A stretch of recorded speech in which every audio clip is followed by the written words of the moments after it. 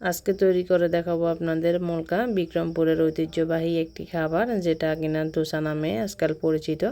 আসসালামু আলাইকুম everyone, welcome back to my channel. আজকে তৈরি করে দেখাবো মুলকার রেসিপি। খুবই সহজ, ঘরোয়া উপকরণ দিয়ে আপনারা বাসায় বানিয়ে নিতে পারবেন। মুসমুসে ও ক্রিস্পি হয় এই মুলকাটি।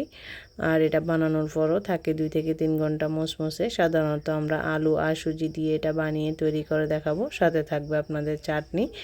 খুবই মজাদার একটা নারিকেলের চাটনি তৈরি করে দেখাবো। আশা করি আমার রেসিপিটি আপনাদের ভালো লাগবে।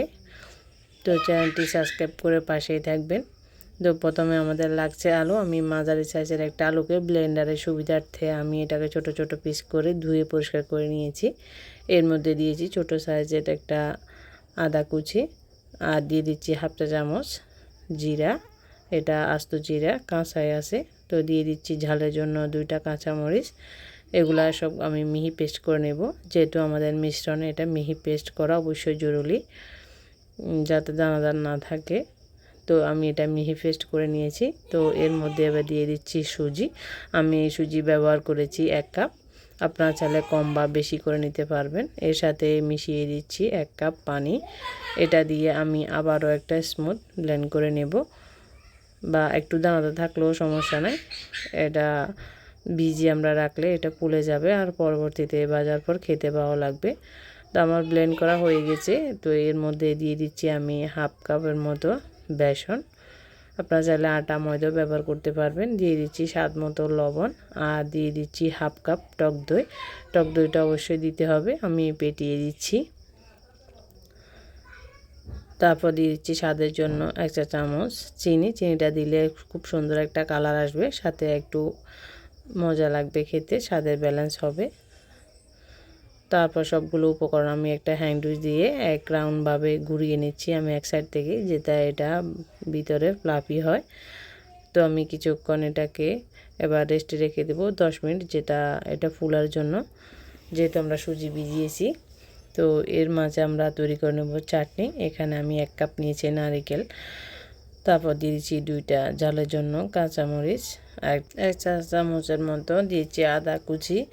তারপর দিয়ে দিচ্ছি 1 মুঠো ধনে পাতা, দিয়ে দিচ্ছি কাঠবাদাম। আপনার কাছে যদি বাদাম থাকে ওটা দিয়ে দিবেন, আমার কাছে ছিল না তাই ব্যবহার করেছি। দিয়েছি 1 চা চামচ চিনি, 1/4 চা চামচ দিয়েছি লবণ, দিয়ে দিচ্ছি 1 চা চামচ লেবু, আর দিয়ে দিচ্ছি 2 টেবিল চামচ টক দই। দইগুলোকে আমি একটা মিহি পেস্ট করে নেব। আপনারা চাইলে ধনে পাতা বেশি করে ব্যবহার করতে পারবেন। তো এবার এই চাটনিতে একটা ফোড়ন দেব, তার জন্য আমি নিয়েছি কিছুটা তেল। এখানে তেল দিয়ে দিচ্ছি। তারপর দিয়েছি 2টা শুকনো মরিচ আমি কেটে ব্যবহার করেছি, দিয়ে দিচ্ছি।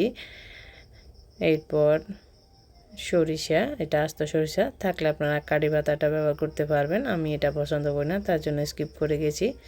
তো ফোড়নটা দিয়ে আমি কিছুটা মিশিয়ে এটাকে এক সাইডে রেখে দিচ্ছি। এই মুসমুসে মুলকা বা ডোসার সাথে এই নারিকেলের চাটনিটা খুবই জমে। তো আপনারা যদি এটা না চান তাহলে আপনারা শুটকির ভর্তা, কাঁচামরিচের ভর্তা, ধনেপাতা ভর্তা সব কিছু এর সাথে খেতে পারবেন, বা এখন যেহেতু বাসায় মাংস আছে, মাংসের জোড়া মাংস দিয়েও খেতে পারবেন। তো এবার আমার 10 মিনিট হয়ে গেছে। আমার ব্যাটারটা এবার কিছুটা ফ্লাফি করার জন্য আমি দিয়েছি হাফ চা চামচ সোডা, যেটা খাওয়া সোডা বলা হয়। আমি বেকিং পাউডার দিচ্ছি না, বা বেকিং সোডা দিচ্ছি না, খাওয়া সোডাটা ব্যবহার করছি। তো এই অবস্থায় দেখুন আমার ব্যাটারটা কিছুটা ঘনত্ব হয়ে আসছে ফুলে। তো আমি এখানে আরও কাপ পানি ব্যবহার করেছি। তো ব্যবহার করে আমি নেড়ে ছেড়ে দিচ্ছি। এই ব্যাটারটা কিছুটা ঘন এবং কিছুটা পাতলা হবে না, মিডিয়াম কিসিমের হবে। তাই আমি আরও হাফ কাপ পানি দিয়ে অর্ধেকটা দিয়েছি, বাকি অর্ধেকটা রেখে দিচ্ছি। আর ব্যাটারটা পারফেক্ট হয়েছে এটা চেক করার জন্য আমি এভাবে চেক করে নিচ্ছি। তো এবার ব্যাটারটা রেডি। এবার একটা প্যানে আমি সামান্য একটু তেল দিয়ে মিডিয়াম টু লো হিটে গরম করে তেলটা ব্রাশ করে একটা কিচেন টাওয়াল দিয়ে মুছে নিচ্ছি। তারপর একটু পানি দিয়ে আমি এটার হিটটাকে, পাইপের হিটটা কমিয়ে নিচ্ছি। নিয়ে এবার ওইখান থেকে নেড়ে চেড়ে 1 চা চামচ ব্যাটার দিয়ে দিচ্ছি, আপনারা যে যেরকম পছন্দ করেন। তো এবার আমি চামচের নিচ পাশ দিয়ে এটাকে যতটুক পর্যন্ত পাতলা করে এটাকে সেট করা যায় আমি সেট করে নিচ্ছি। তো এরপর দেখুন কিছুক্ষণের মধ্যে এটার কালার চলে আসছে। এই জন্য আমি কয়েক ফোঁটা তেল দিয়ে ব্রাশ করে দিচ্ছি, যাতে আরোটা মুসমুসে হয়। আর প্যান থেকে এটা উঠে আসবে আপনি যদি নন স্টিক ব্যবহার করেন, এটা খুবই ভালো হয়। এই দেখুন আমি খুন্তি দেওয়ার আগে কিন্তু উঠে যাচ্ছে, আর কালারটাও খুব সুন্দর এসেছে। দেখুন অনেকটা মুসমুসে, আপনারা দেখলে বুঝতে পারবেন এরকম কীরকম সুন্দর হয়েছে। একবার বাসায় হলে ট্রাই করবেন। আশা করি আমার রেসিপিটি আপনাদের ভালো লেগেছে। ভালো লাগলে চ্যানেলটি সাবস্ক্রাইব করে দিবেন, লাইক এবং শেয়ার করবেন ফ্রেন্ডস এবং ফ্যামিলির সাথে, আর বেল আইকনটি অন করে রাখবেন আমার ভিডিও নোটিফিকেশন সবার আগে পাওয়ার জন্য। তো আমি আরও একটা মলকা বা ডোসা আপনাদের দেখিয়ে দিচ্ছি। সেম একই স্টাইলে প্রতিটা বেশ এরকম করবেন, তাহলে আপনার ইজিলি উঠে আসবে আর খুবই সুন্দরভাবে স্মুথ ডোসাটা তৈরি হবে। তো আমি একে একে সবগুলো ডোসা বানিয়ে নিচ্ছি, আর গরম গরম বাচ্চারা খেতে আসে, খুবই মজাদার। আপনারা একবার হলো বাসায় ট্রাই করে দেখবেন। তো আর একটা ডোসা আমি আপনাদের ভেঙে শেয়ার করতেছি, সাউন্ডটাও আপনারা নিজ চোখেই শুনে নেন কীরকম মুসমুসে হয়েছে।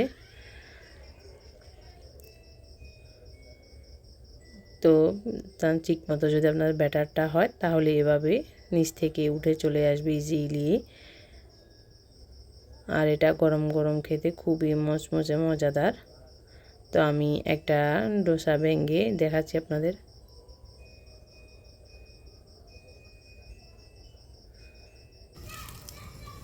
তো একবার হলো বাসায় ট্রাই করে দেখবেন, আশা করি ভালো লাগবে।